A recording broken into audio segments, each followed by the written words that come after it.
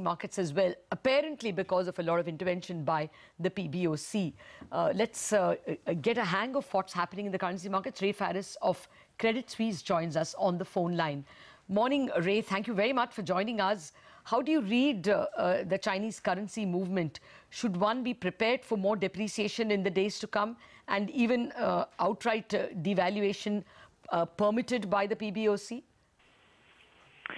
Well, our expectation is that the Chinese yuan will probably on trend continue to depreciate moderately against the dollar.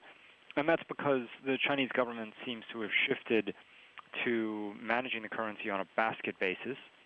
They're targeting, roughly speaking, stability in that basket. But in a world where the dollar is appreciating generally, to keep the basket from appreciating, to kind of keep it stable, the dollar China will have to go higher. The same thing is true of, say, dollar Singapore. So we've got a forecast for dollar China to continue to creep higher, and that will probably continue to keep some degree of pressure on the rest of the Asian currencies.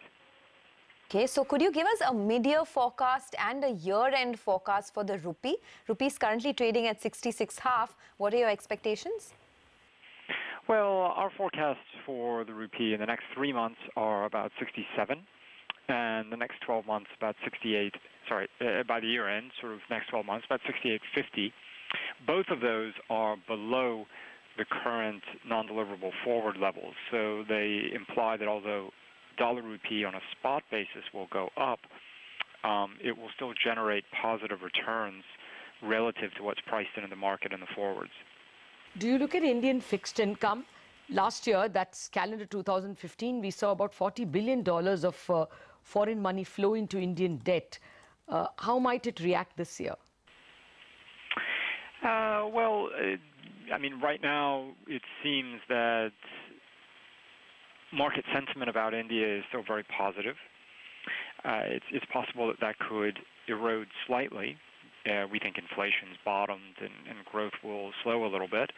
But India, on a relative basis across emerging markets, is still a pretty good story. And so I wouldn't expect any significant change in market perception of India.